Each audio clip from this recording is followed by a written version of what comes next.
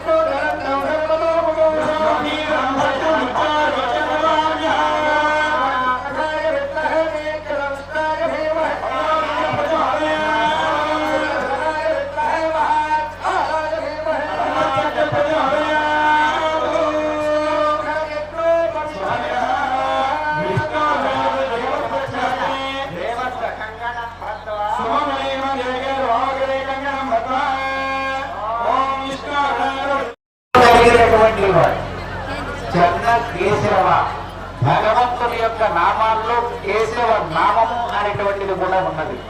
దేవుడి కేశవ అంటే అందమైన కేశపాసములు కలిగినటువంటి వారు, సకల జగన్మోహనాకారుడైనటువంటి వాడు స్వామి. ఎప్పుడైనా చూసారా? మనందరం కూడా స్వామి దగ్గరికి వచ్చేసరికి అమ్మాయిలు కావాల్సిందే, అమ్మాయి కావాల్సిందేనండి అందరికి. ఎందుకని మనమందరం కూడా తరించాలి అని అంటే దశ పూర్వేషాం దశాపరేషాం మధ్వంశ్యానాం మాతృవంశ్యానాం శాశ్వత విష్ణులోక అవాప్య సిద్ధ్యర్థం అని సంకల్పం చెప్తారు అనేక. ఇటు 10 తరాలు అటు 10 తరాలు ధరించి శాశ్వతంగా విష్ణులోకంలో మన వంశం మన గోత్రం సుస్థిరంగా ఉండాలి అనంటే కన్యాదానం చేయాలి. అందుకని స్వామి యొక్క పాదాలకు ప్రక్షాళన చేస్తున్నారు సహచారి. వైష్ణవాన్ ప్రేరయిత్వా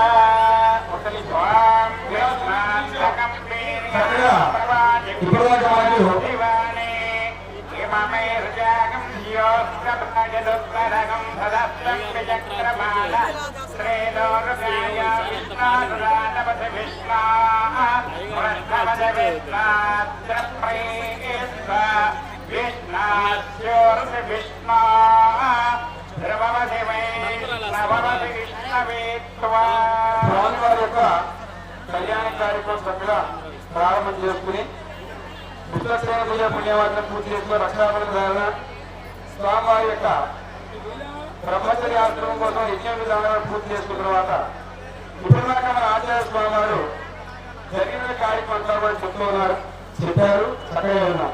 అయితే ఇప్పుడు కన్యావరణాలని చెప్పని ఒక అమ్మాయిని వివాహం చేసుకోవాలని చెప్పంటే అమ్మాయి వాళ్ళు కానివ్వండి, అమ్మాయి కోసం అమ్మ వాళ్ళు కానివ్వండి, బ్రాహ్మణ్ణి పంపించారట. అయితే వివాహం చేసేటప్పుడు ఎవరెవరు ఏ రకమైన ఆలోచనతో ఉంటారు అనంటే శాస్త్రం చెప్తుంది, కన్యా వరైతే రూపం మాతా విత్తం పితా స్మృతం బాంధవా కులమిచ్చంది దృష్టాన్నమితరే జనాభ. అంటే వివాహం చేసుకునేటప్పుడు ఆ కన్యాయము అబ్బాయి మంచి అందగాడా, మంచి రూపవంతుడా, నాకన్నా బాగుంటాడా ఆలోచించుట కన్య.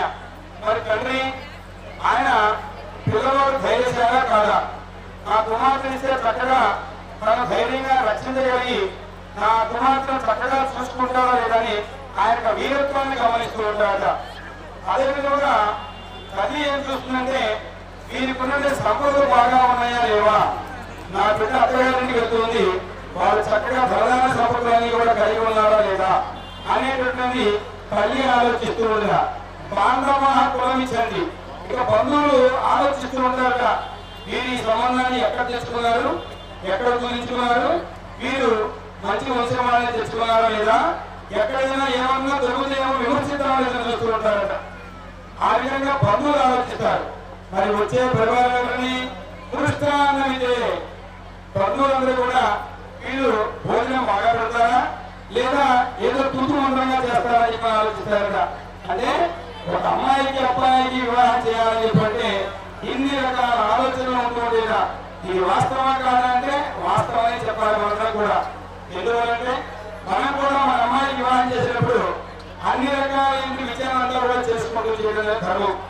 అది మనకే కాదు మనమే కాదు మహావిష్ణువు స్వరూపమైనటువంటి మహావిష్ణువు చర్య చేసుకున్న వారికి కళ్యాణం చేసినప్పుడు కూడా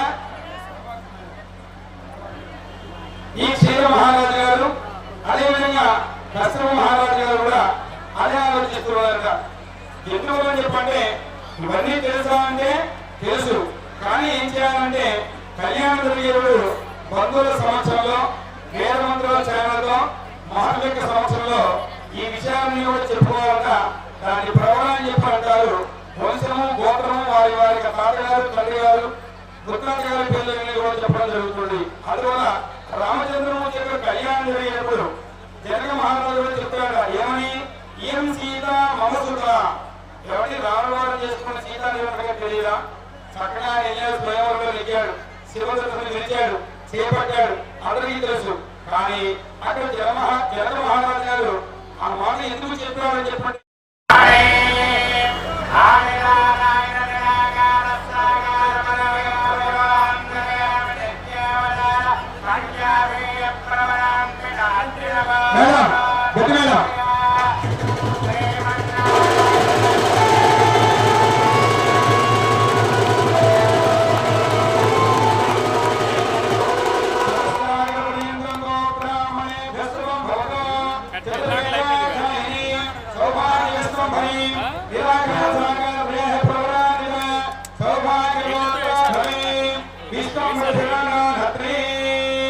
లక్ష్మీ అమ్మవారి యొక్క ముత్తాత పేరు విశ్వంబర మహారాజు గారు.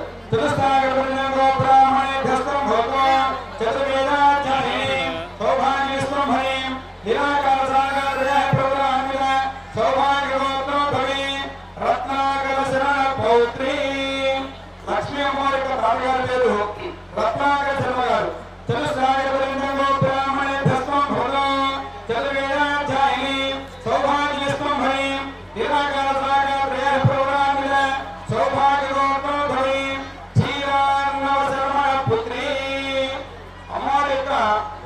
తండ్రి గారి పేరు చీరానుడు. దేవతలు దానవులు ఇద్దరు కూడా అమృత భాగం కోసం అని చెప్పని సముద్ర మదం అంటే సముద్రాన్ని తిరుగుతున్నారు. ఆ తిరుగుతున్న సమయంలో ముందుగా ఆరాధన పుడుతుంది, దాన్ని పరమేశ్వరంగా గ్రహిస్తాడు. రామదేవుడు పుడుతుంది, అది కూడా భగవంతుడు దేవతలకు ఇస్తాడు. ఆ తర్వాత కల్పవృక్షం వస్తుంది. రెండవ ఆవిడ భూదేవి అమ్మవారు. భూదేవి అమ్మవారి యొక్క ముత్తాత గారి పేరు గప్పడ శర్మ గారు.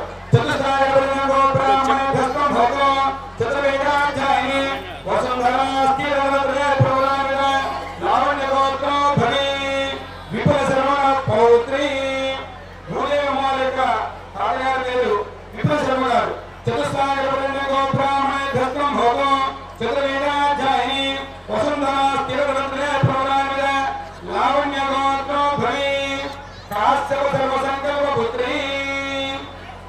ఈ యొక్క భూదేవిని హిరణ్యాక్షుడైనటువంటి ఆయన తీసుకెళ్లి ఆమె పూజ చేస్తున్నారని చెప్పని సముద్ర గర్భంలో వేసేస్తాడు.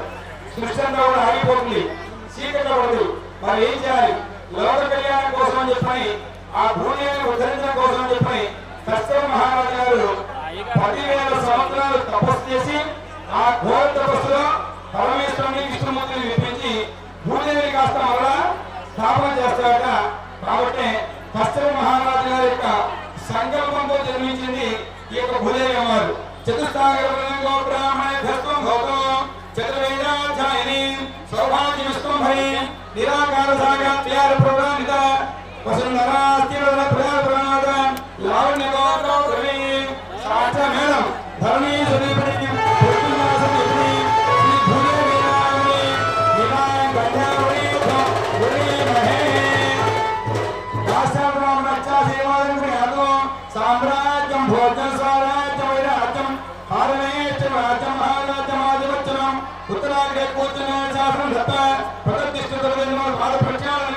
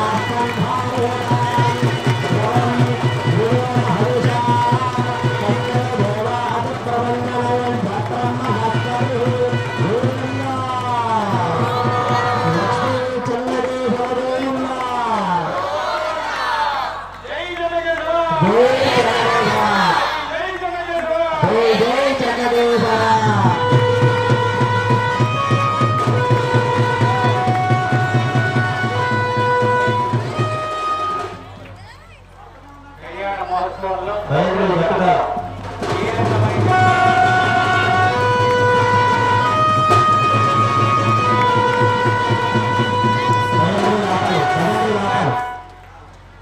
అత్యంత కీలకమైనటువంటి సన్నివేశం గుడగీర మిశ్రమాన్ని వధూవరులు ఒకరి శిరస్సుపై ఒకరు ధరించేటువంటి విశేషం. దాన్నే సుముహూర్తము అని అంటారు. మనకి ప్రాంతీయ ఆచారాలు కొన్ని ఉన్నాయి. మన ప్రాంతంలో జీలకర్ర బెల్లం అనేది సుముహూర్తం. ఉత్తర భారతంలో పాణిగ్రహణము అని అంటారు. వధూవరు చేతులను కలపడం అనేది పాణిగ్రహణము అని అంటారు. మరి దక్షిణాది ప్రాంతంలో మంగళసూత్రాన్ని సుముహూర్తంలో ధరింపజేస్తారు. అది అక్కడ ఆచారం. కానీ మన ప్రాంతీయ ఆచారం ప్రకారంగా గుడగీర మిశ్రమాన్ని ధరింపజేస్తారు. ఏమిటంటే దీనిలో ఉన్నటువంటి గొప్ప శక్తి అంటే చాలా గొప్పదన్నమాట. భార్యాభర్తలు ఆయమ్మాంతము కూడా పరస్పరము ప్రేమ అనురాగంతో కష్ట నష్టాలలో అలాగా నిలబడి ఉండడానికి కారణం ఏంటి అంటే ఈ గుడగీర మిశ్రమం యొక్క ఫలితమే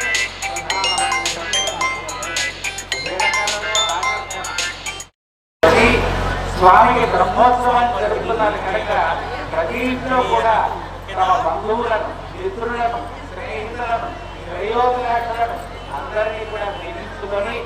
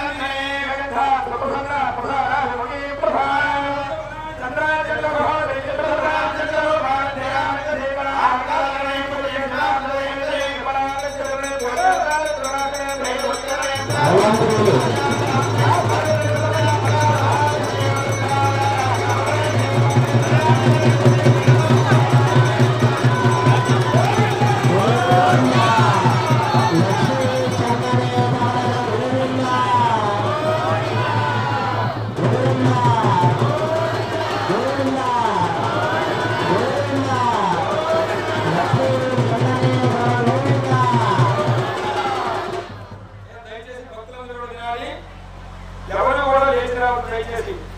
ఇక్కడ ఆచార్య స్వామివారు ఉపచారం చేస్తారు. తలంబరాలు కూడా మొన్న ఆయన ఆచార్య స్వామివారు చేస్తారు. తర్వాత ఈ కళ్యాణ పీఠ మీద కూర్చున్న దంపతులు మాత్రమే తలంబరాలు దయచేసి అన్నిగా భావించవద్దు. ఎవరు కూడా లేవద్దు, అందరూ కూర్చొనే ఉండాలి. తలంబరాలు పోషిస్తున్నమాట మీ అందరికీ అక్షింతలు వేస్తారు. అప్పటిదాకా కూడా నేను పిలిచిన దంపతులు తప్ప మిగతా వాళ్ళు ఎవరో లేవద్దు. దయచేసి కార్యక్రమాన్ని ఇప్పటిదాకా ప్రశాంతంగా చేసినాం. చివరి 10 నిమిషాలు ప్రశాంతంగా చేసుకున్న స్వామి కళ్యాణ పాత్ర ఎవరు కూడా లేవకుండా అంతే ఉండండి. దంపతులు మీరు తెచ్చినటువంటి మీరు తీసుకొచ్చినటువంటి తలంబరాల పల్లెల్లో కొబ్బరి తిప్పులు పెట్టేసి మిగతా ద్రవ్యాన్ని కూడా పక్కన పెట్టండి. దంపతులు వినండి, మీరు తీసుకొచ్చిన తలంబరాల్లో 2 కొబ్బరి తిప్పులు పెట్టి మిగతా పూజా ద్రవ్యాన్ని కూడా పక్కన పెట్టండి. మాంగళ్య ధారణ కాగానే ఆచార్య స్వామి తలంబరాలు పోస్తారు. తర్వాత దంపతులు నేను ఒక్కొక్కరిని పిలుస్తాను. మీరు కూడా కుంభాలు వేసి రావద్దు. అందరూ కూడా సామర్థ్య కార్యక్రమాలు చూస్తూ ఉంటారు కాబట్టి ప్రశాంతంగా జరిగిస్తుంది. మీ అందరికీ మరీ వేడుకుంటున్నాం. జై జగదీశ్వర.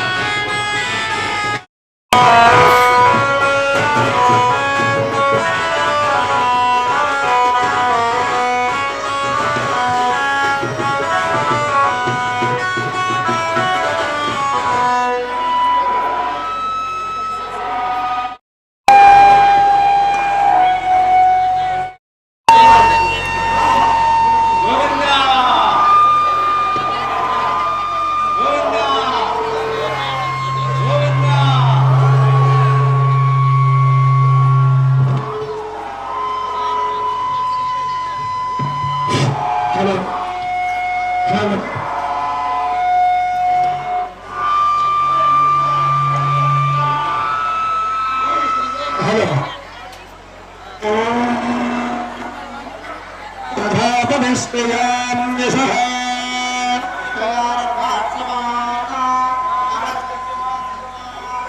सत्यमसेमहे